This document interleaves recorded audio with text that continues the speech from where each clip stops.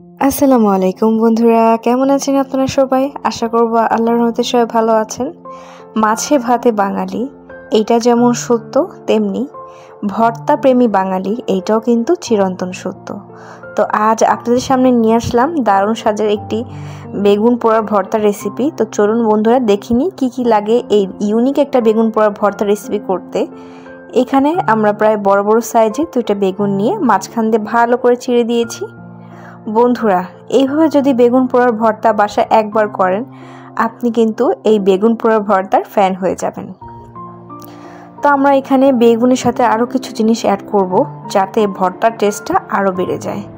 তো আমরা এখানে ভালো করে বেগুনটাকে এপিট ওপিট উল্টায় পাল্টায় ভেজে ভালো করে পুড়িয়ে নিচ্ছি। দেখুন বন্ধুরা, চুলার জালটা কিন্তু মাঝারি থেকে একটু কমে রেখেছি যাতে বেগুন পোড়াটা ভালো করে হয়। তো ভালো করে 4-5টা ভালো করে নিয়েছি। এখানে নিয়েছি সিম 4-5টার মতো। শীতকালে কিন্তু সিম প্রচুর পাওয়া যায়, তাই টাটকা টাটকা প্রায় বিচালা সিমগুলো আমরা এখানে নিয়েছি। এখানে 4-5টার মতো নিয়েছি কাঁচামরিচ, যা সিকের মধ্যে ঢুকিয়ে কিন্তু এখন আমরা পুড়িয়ে দেব।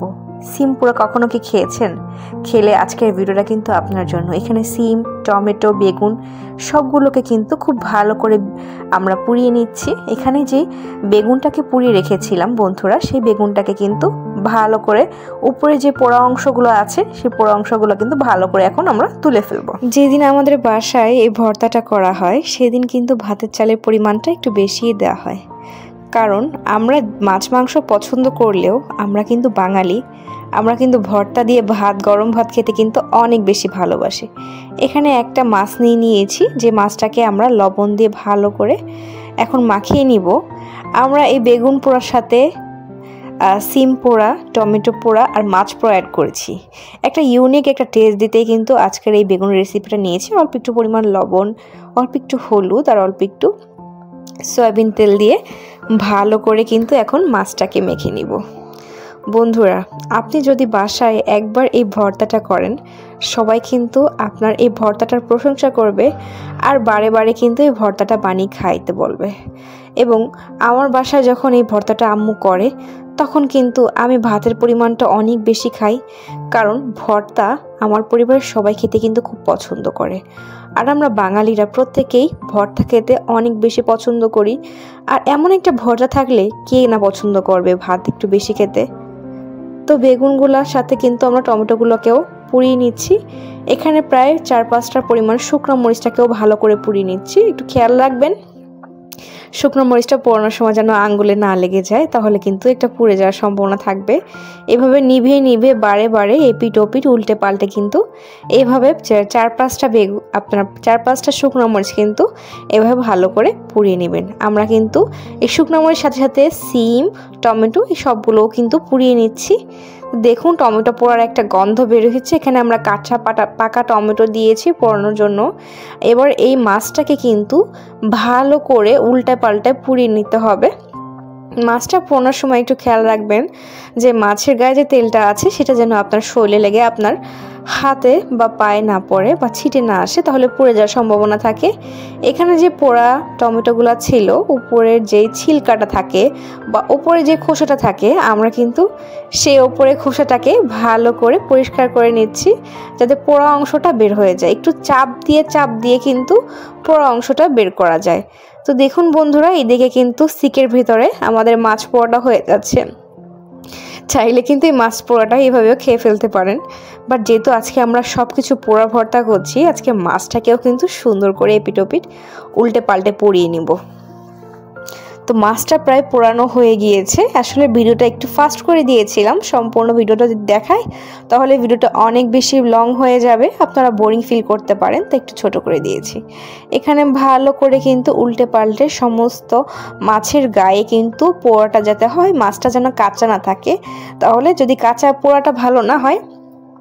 বন্ধুরা, বেগুন ভর্তা বা সিম ভর্তা কিন্তু বছর যে কোনো সময় খাওয়া যায়, যেহেতু এখন 12 মাসেই সব ধরনের সবজি পাওয়া যায়, কিন্তু শীতকালে যেহেতু বেগুনের সিজনটা থাকে, একদম নরম নরম টাটকা টাটকা বেগুনগুলো পাওয়া যায়।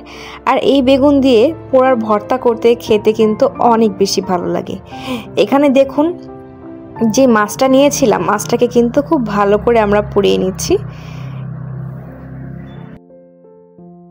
তো বন্ধুরা, এমন একটা ভর্তা কিন্তু রুটি পরোটার সাথে খেতে অনেক ভালো লাগে।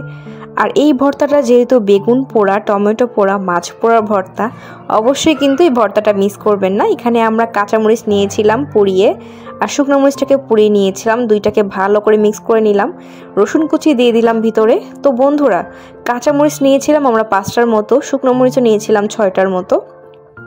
তো দুইটার একটা খুব সুন্দর একটা কম্বিনেশন, একটা ফ্লেভার আসতেছিল আমার নাকের ভিতরে, একটা খুব সুন্দর একটা ঘ্রাণ আসতেছিল।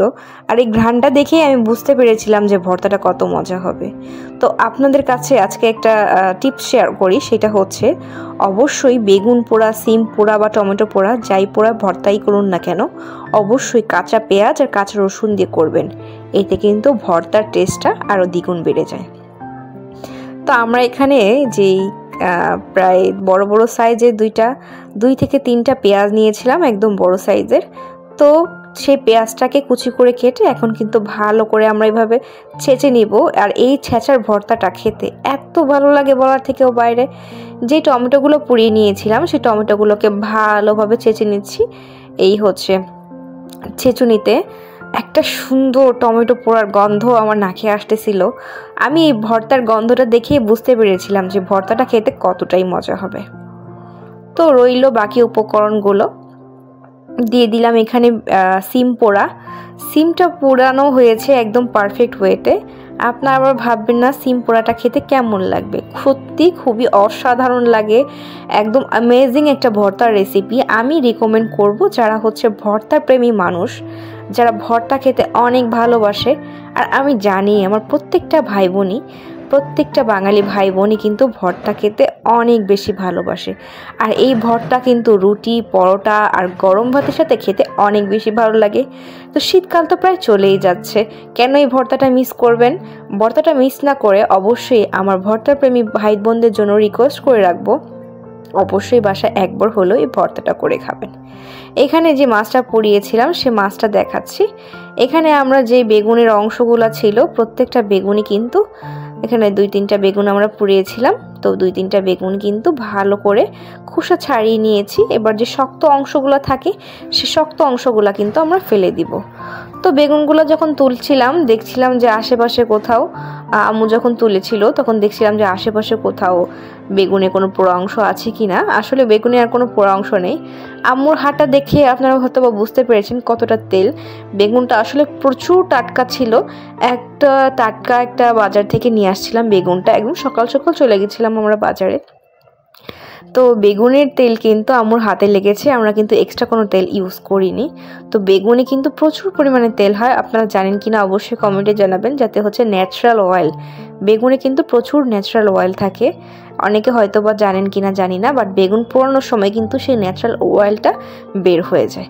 তো আমরা এখানে ভালো করে বেগুনটাকে ভালো করে মাখিয়ে নিচ্ছি, যাতে বেগুনের সামনে বা বেগুনের কোনো পোড়া অংশ থাকে কিনা বা শক্ত কোনো অংশ থাকে কিনা। আর সত্যি কথা বলতে সিমটা কিন্তু খুব ভালো করে পোড়ানো হয়েছে। আপনারা হয়তো বা ভাবছেন সিম পোড়ার পর টেস্টটা কেমন আসে, বিশ্বাস করুন সিম পোড়া, টমেটো পোড়া, বেগুন পোড়া সব মিলাই কিন্তু ভর্তাটা জাস্ট অসাম হয়েছিল। এতটাই মজা হয়েছিল বলার থেকেও বাইরে। আমি একদম এই ভর্তাটার একদম যাকে বলে ফ্যান হয়ে গিয়েছি। আর শীতকালে এই টাইপের একটা ভর্তা না থাকলে হয় না। এখানে মাছের গায়ের স্কিনের যে পোড়া অংশটা ছিল, আমরা কি করলাম সেই পোড়া অংশটা তুলে নিলাম, কারণ এই পোড়া অংশটা যদি থাকে তাহলে আসলে প্রপার মজাটা লাগবে না। একটা পোড়া পোড়া স্মোকি ফ্লেভার আসতেছিল মাছের ভিতর থেকে। বাট আমরা কি করলাম, সম্পূর্ণ পোড়া অংশটা ফেলে দিলাম। তো আমরা যে কাটারে অংশটা ছিল মাঝখান বরাবর কাটা অংশটা ফেলে দিলাম, এবং মাছের গায়ে কোনো কাটা আছে না জাস্ট একবার দেখে নিলাম, বাট ছিল না কোনো কাটা। এবার মাছটাকে কিন্তু এই বেগুন পোড়ার সাথে মিশিয়ে নিব। আপনারা হয়তো ভিডিওতে দেখেছেন মাছটাকেও কিন্তু খুব ভালো করে আমরা পুড়িয়ে নিয়েছি। সব পোড়া একসাথে হয়ে ভর্তাটা জাস্ট অসাম হয়েছিল, খুবই ভালো লেগেছিল এই ভর্তাটা। এবার হচ্ছে সরিষার তেলের কারিশমা। বাঙালি মানে ভর্তা, আর ভর্তাই মানে হচ্ছে সরিষার তেল। এই সরিষার তেল যে কত গুণ, আর এই সরিষার তেলটা দিলে যে ভর্তাটার কতটা টেস্ট হয়, যারা হচ্ছে বাঙালি বা ভর্তা প্রেমী মানুষ তারা কিন্তু এই টাইপের ভর্তাটা খুব পছন্দ করে। তা আমি এখন সার্ভ করে দেখাচ্ছি। দেখুন বন্ধুরা, ভর্তাটা কি সুন্দর একটা কালার কালার বা কীরকম একটা জুসি জুসি ফ্লেভার আসতেছিল আর কেমন দেখতে হয়েছে সেটা দেখেই আসলে আপনারা বুঝতে পারবেন। তো একবার হলেও এই টাইপের ভর্তা বাসায় করে খাবেন। আজকে